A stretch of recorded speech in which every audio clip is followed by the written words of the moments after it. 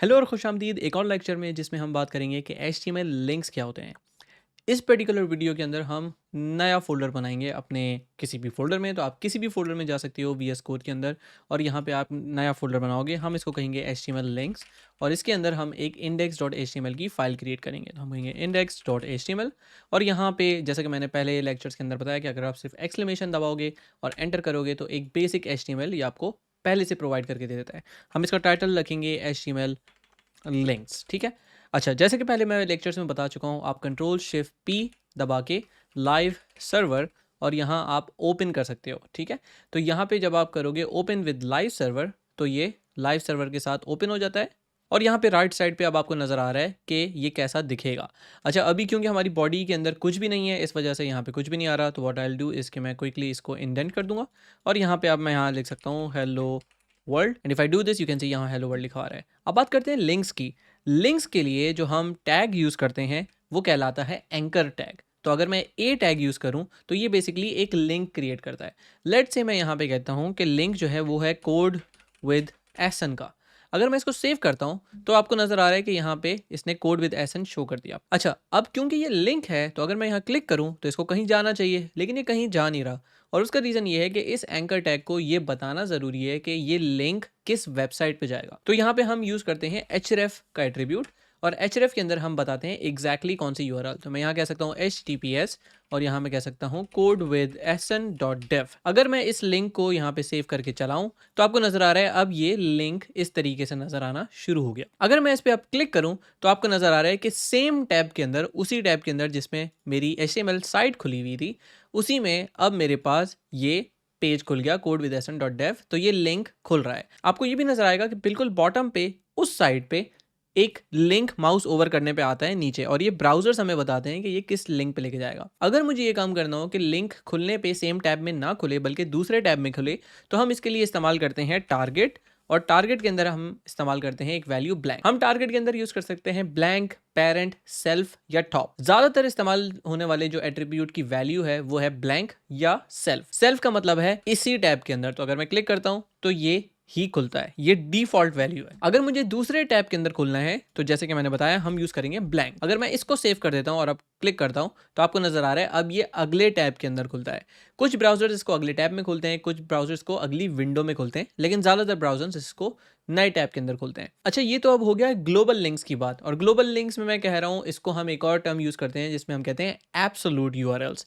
Absolute URL में मैं exactly URL देता हूं स्टार्टिंग फ्रॉम प्रोटोकॉल जो कि HTTPS है। आप HTTP या HTTPS इस्तेमाल करते हो आमतौर पे, लेकिन अगर मैं यहाँ क्लिक करूँ तो आपको नजर आएगा कि ये HTTPS www.codewithsn.dev है, ठीक है। अच्छा, या तो मैं पूरी एब्सोल्यूट यूआरएल दे देता हूँ या मैं रिलेटिव यूआरएल दे सकता हूँ। एब्सोल्यूट यूआरएल की एक और एग्जांपल ये है कि मैं किसी कोर्स के अंदर चला जाऊँ और मैं किसी स्पेसिफिक वीडियो पे चला जाऊँ, जैसे मैं कोर्स इंट्रोडक्शन पे चला गया।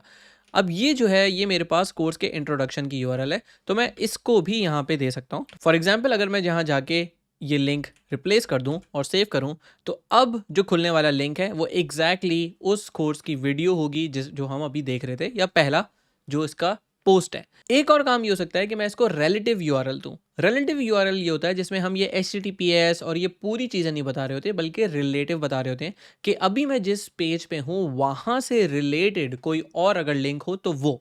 तो रिलेटिव यूआरएल के लिए लेट सपोज मैं जाता हूँ और अपने इसी HTML लिंक्स के अंदर एक नई फाइल क्रिएट करता हूँ। मैं कहता हूँ about.html। अब ये एक सिंपल HTML है हमारे पिछली फाइल की तरह, लेकिन मैंने यहाँ पे सिर्फ बॉडी में अबाउट लिखा हुआ है, ठीक है। अगर मैं इसको सेव कर दूं और जाऊं index.html पे और ये जो हमने लिंक दिया हुआ है इसको मैं बजाय इस पूरे HTTPS के सिर्फ यहाँ जाके इसको रिमूव करके इसको empty लिखूं और यहाँ मैं लिखूं ./about.html और अब अगर मैं इसको क्लिक करूं तो क्या होगा, आप देख रहे हैं कि इसने अबाउट HTML खोल लिया। अब इसको कैसे पता चला कि ना कि सिर्फ ये अबाउट HTML है बल्कि ये है 127.0.0.1:5500 HTML लिंक्स और फिर अबाउट HTML। ये ऐसे पता चला कि ये रिलेटिव पाथ बता रहा है। ये रिलेटिव पाथ ये कह रहा है कि मैं हूं इंडेक्स HTML और मैं जहां पर भी हूं उसी फोल्डर के अंदर अबाउट HTML पड़ा हुआ है, तो उसको ज़रा आप डिस्प्ले करा दें। तो इसने उसका लिंक पूरा बना दिया। अब लेट सपोज बजाय इस HTML लिंक्स के मैं एक ग्लोबल फाइल बना लेता हूँ और मैं कहता हूँ global.html और अब यहाँ पे भी जाके हम एक नई फाइल क्रिएट करते हैं और यहाँ पे फॉर एग्जांपल मैं कहता हूँ global HTML is me for example. अब इस लिंक के लिए मुझे ये बताना पड़ेगा अपने इंडेक्स एचटीएमएल में कि यार ये जो ग्लोबल पड़ी हुई है, क्योंकि ये एचटीएमएल लिंक्स के फोल्डर के अंदर नहीं है जहाँ पे ये इंडेक्स पड़ी हुई है, ये बाहर है, ये एक फोल्डर बाहर जाके यहाँ पे पड़ी हुई है। तो बजाय डॉट के हम इसको इस तरीके से कहते हैं, हम कहते हैं कि बजाय सिंगल डॉट के डबल डॉट। इसका मतलब एक फोल्डर बाहर जाओ और बाहर जाके ढूंढो ग्लोबल डॉट एचटीएमएल। तो ये भी रिलेटिव लिंक है, क्योंकि ये स्टिल ये बता रहा है कि इंडेक्स एचटीएमएल जहाँ पे है वहाँ से रिलेटेड कहाँ पे लिंक है।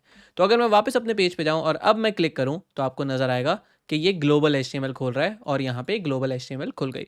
तो इस तरीके से हम डिफाइन करते हैं रिलेटिव लिंक। अब ये काम कहाँ पर आते हैं, जैसे कि मेरी जो साइट है codewithsn.dev, इसमें ये सारे लिंक्स हैं।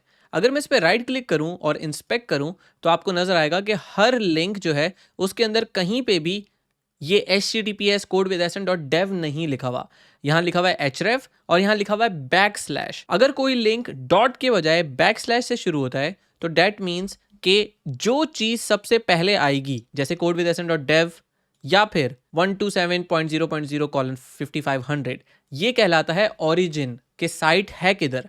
क्या ये लोकल होस्ट पे है पोर्ट 5500 पे, या ये इस डोमेन पे है जो कि है codewithsn.dev। तो जहां पे भी ये है वहां से स्लैश करके आगे का लिंक बनता है अगर हमने स्लैश यूज किया हुआ है। तो सिमिलरली ये जो लिंक बन रहा है कोर्सेज ब्ला ब्ला ब्ला, ये आखिर में यही लिंक बन जाता है कि codewithsn.dev और इसके आगे का सारा लिंक। तो अगर मैं यहाँ पे पेस्ट कर दूं इसको और एंटर करूं तो ये डायरेक्टली मेरे कोर्स इंट्रोडक्शन पे मुझे ले जाता है। तो ये सही लिंक है। तो अब आपको डिफरेंस समझ आ गया होगा कि किस तरीके से हम एक लिंक को बताते हैं कि लिंक का href क्या है एब्सोल्यूट पे और रिलेटेड पे। और साथ ही आपको पता चल गया होगा कि न्यू टैब के अंदर किस तरीके से एक लिंक खोला जाए। आखिरी चीज़ जो हम करेंगे वो इसकी स्टाइलिंग करेंगे। एक चीज़ जो लिंक के साथ आती है वो ये कि अगर आपने एक लिंक पहले से खोला हुआ है तो वो उसको पर्पल कर देता है। अक्सर ब्राउज़र डिफरेंट तरीके से कलर करते हैं, लेकिन अक्सर ब्राउज़र जो है पर्पल या ब्लू कर देते हैं और ये अंडरलाइन भी करते हैं। अगर मुझे ऐसा नहीं करना तो मैं एक स्टाइल टैग क्रिएट करके ये बता सकता हूँ कि ये लिंक कैसे दिखेंगे। तो मैं कह रहा हूँ जितने भी एंकर टैग हैं उसका जो कलर है वो होगा ब्लैक। पहली चीज़ तो ये आपको देख रहा है, अब ये ब्लैक कलर का हो गया। दूसरी चीज़ मैं ये कहूँगा कि टेक्स्ट डेकोरेशन नन, इसका मतलब कि कोई अंडरलाइन नहीं चाहिए, कोई बोल्ड नहीं चाहिए। सेव कर दिया, टेक्स्ट डेकोरेशन चली गई। अब मैं इसको मजीद स्टाइल करके बोल सकता हूँ फॉर एग्जांपल कि पैडिंग जो है वो 4 पिक्सल होगी। इसके बारे में हम बाद में बात करेंगे। और साथ ही साथ मैं इसको कहता हूँ कि इसका बैकग्राउंड जो है वो टोमेटो हो जाएगा। तो ये ऐसा हो गया। और अब मैं कहता हूँ कि इसका जो कलर है वो हो जाएगा वाइट। तो अब ये codewithsn का कलर ऐसा हो गया। अब मैं ये भी कह सकता हूँ कि जब इस कलर पे माउस ओवर होगा तो हम क्या करेंगे, तो इसमें हम बाद में बात करेंगे डिटेल में। लेकिन मैं कहता हूँ कि जैसे ही इसमें माउस ओवर हो तो ये कलर और बैकग्राउंड दोनों को उल्टा कर दो। तो हमारे पास जो बैकग्राउंड कलर है वो टोमेटो से हो जाएगा ब्लैक और कलर हो जाएगा ब्लैक से टोमेटो। बाकी चीज़ें मुझे चेंज नहीं करनी तो मैं सेम हटा दूंगा। और अब आपको नज़र आ रहा है कि यहाँ पे ये जो कलर ब्लैक था इसको भी मैंने वाइट कर दिया। अब जैसे ही मैं इसमें माउस ओवर कर रहा हूँ तो आपको नज़र आ रहा है कि कलर चेंज हो जा रहा है ब्लैक से टोमेटो और टोमेटो से ब्लैक। इसमें एक और काम ये कर सकता हूँ कि ये बहुत फास्ट हो रहा है। अगर मैं इसको स्लो करना चाहूँ चेंज होने पे तो यहाँ मैं जाके कह सकता हूँ ट्रांजिशन ऑल इज़ 1 सेकेंड। अब आप देखेंगे कि ये एनिमेशन के साथ हो रहा है स्लोली। इसकी CSS पे हम बाद में बात करेंगे, लेकिन स्टिल अगर मैं इसको क्लिक करता हूं तो ये लिंक खोल देता है जो भी लिंक मैंने यहाँ पे प्रोवाइड किया है। तो आई होप कि आपको अंडरस्टैंड हो गया कि लिंक्स के साथ किस तरीके से काम करते हैं। तो इस वीडियो को हम यहीं तक रखेंगे। इस वीडियो को देखने का बहुत शुक्रिया। अगर आपने ये वीडियो आखिर तक देख लिया है तो इस पर कॉमेंट कीजिए कि मैं ये वीडियो आखिर तक देख चुका या देख चुकी। ये कोर्स बिल्कुल मुफ्त है, तो आपके कमेंट से इस वीडियो को आगे तक पहुंचने में बहुत ज़्यादा हेल्प होगी। तो इस वीडियो को यहीं पर ख़त्म करते हैं। आप यहाँ पे देख सकते हैं अगली वीडियो। तो मैं आपसे मिलता हूँ अगली वीडियो में।